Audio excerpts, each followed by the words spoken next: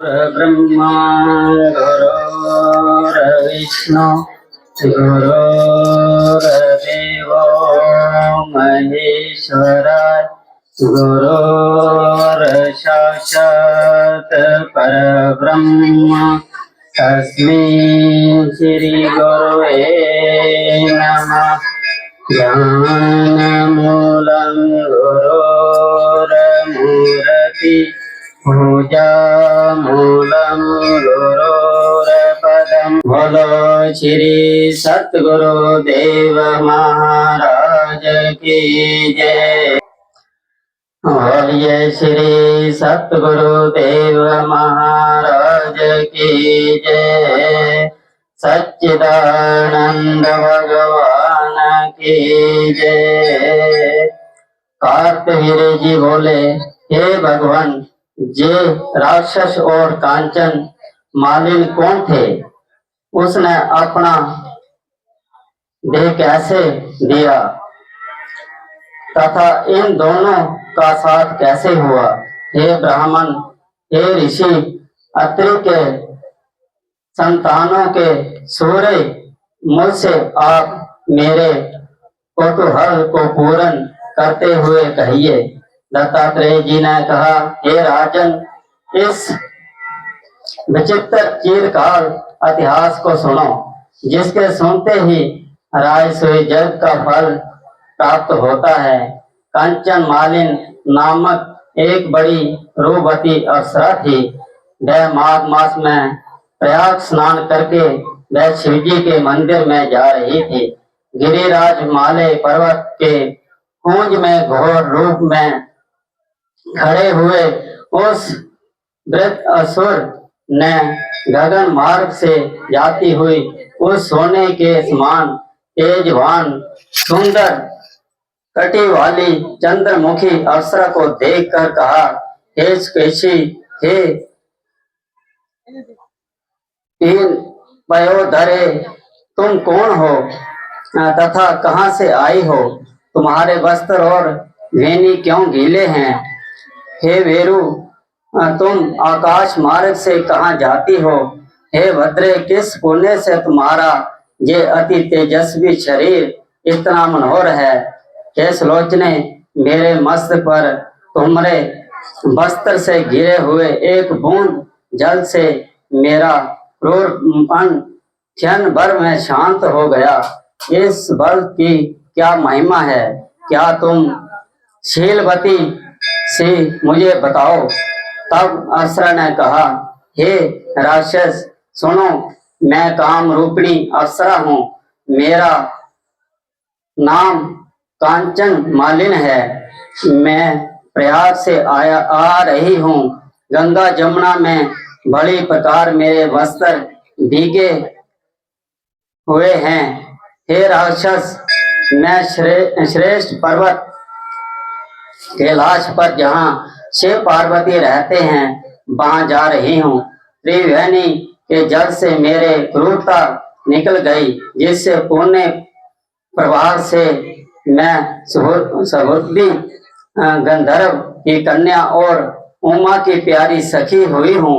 ब्रह्मा जी ने मुझसे जो कहा था वह चकित करने वाला मेरा उदाहरण सुनो। मैं कलिंग देश में राजा की वैश्य रूप और लावण्य से पूर्ण दूसरी युक्तियों में शिरोमणि थी, इसलिए मुझ पर सारा नगर मोहित था। अमूल्य वस्त्र, गहने, धन और पोशाक मैंने प्राप्त किए। मेरे पास सब सुवर्ण की कमी ना थी। काम पीड़ित युवा पुरुष मेरे चरणों की सेवा करते थे। कई कामी लोग आपस में सौदा करके मृत्यु को प्राप्त हो गए। इस तरह मेरा समय व्यतीत हुआ। वृद्धावस्था आने पर मैंने विचार किया कि मैंने ना दान किया, ना तप किया और ना महादेव की आराधना की, ना दुर्गा देवी की पूजा की, ना विष्णु भगवान की आराधना की और ब्राह्मणों को तृप्त किया, ना प्राणियों का हित किया, ना राक्षस। मैंने बहुत से पाप किए। इससे मेरा मन दुखी था। इस तरह बहुत सारा विलाप करने मैंने ब्रह्म विज्ञान वेद निपुण हो राजा के पुरोहित ब्राह्मण से जाकर पूछा कि मेरा निस्तार किस प्रकार होगा। मुझ दीन पापनी को पाप रूपी कीचड़ से उबारिए। हे ब्राह्मण, हर्ष से मुझ पर दया का जल छिड़किए। साधु सज्जन अच्छे बुरे सभी पर दया करते हैं।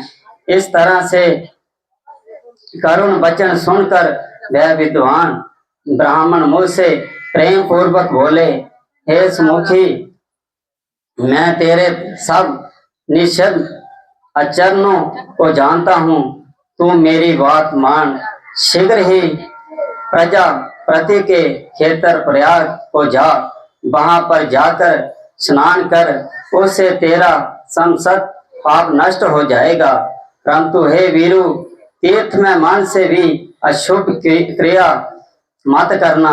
प्रयाग में स्नान करने से पवित्र होकर मैं अवश्य स्वर्ग में जाएगी। हे भाविनी, दूसरे देश में किए हुए पाप उसी वक्त प्रयाग में नष्ट होते हैं। हे वीरू सुन, पुराने समय में गौतम मुनि की स्त्री को देखकर इंद्र काम के वशीभूत हुआ और अपने काम को छिपाते हुए उसके पास गया। इस पाप के फल से तथा वहां जाने से इंद्र का शरीर अत्यंत लज्जापूर्ण और कुरूप हो गया। उसके पति के शाप से इंद्र के शरीर में हजारों भंग चिन्ह हो गए। तब मुंह नीचा करके देवराज इंद्र मेरु पर्वत के शिखर पर 100 योजन लंबे स्वच्छ जल में भरे हुए सरोवर पर जाकर सुवर्ण कमल से भरे हुए कोटर में घुस गया। वहां बैठकर अपने को तथा कामदेव को धिक्कारने लगा। काम के पाप से निवृत्त होकर सब मनुष्य नरक में जाते हैं। आयुष, कृति, धर्म, यश और धैर्य को नष्ट करने वाले सदैव दुराचारी कामदेव को धिक्कार है।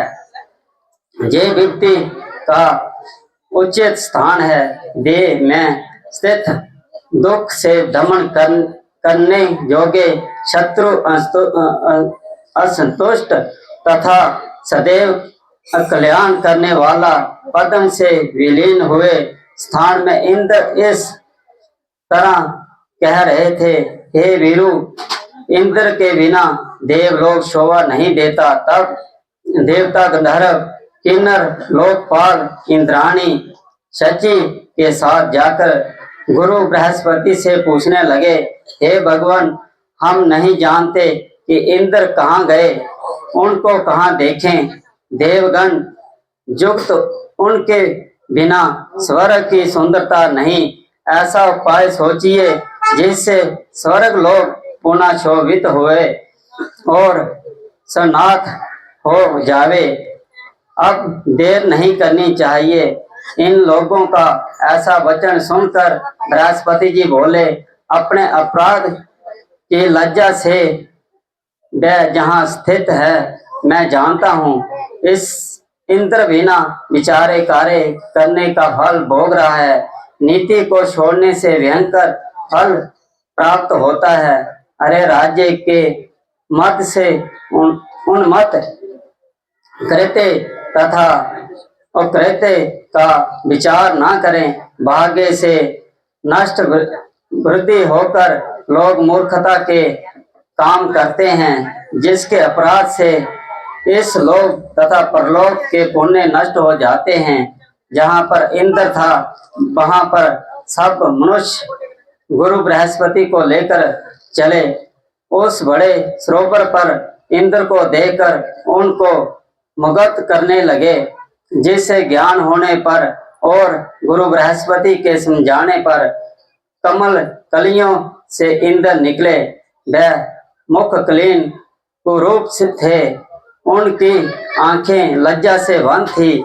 इंद्र ने गुरु बृहस्पति के चरण पकड़कर कहा, हे गुरुदेव, इस पाप से मेरा उद्धार होने का उपाय कहिए। इंद्र के वचन सुनकर बृहस्पति ने कहा, प्रयाग में स्नान करते ही तुम पाप से छूट जाओगे। हे इंद्र, चलो तुमको लेकर हम लोग वहां चलें।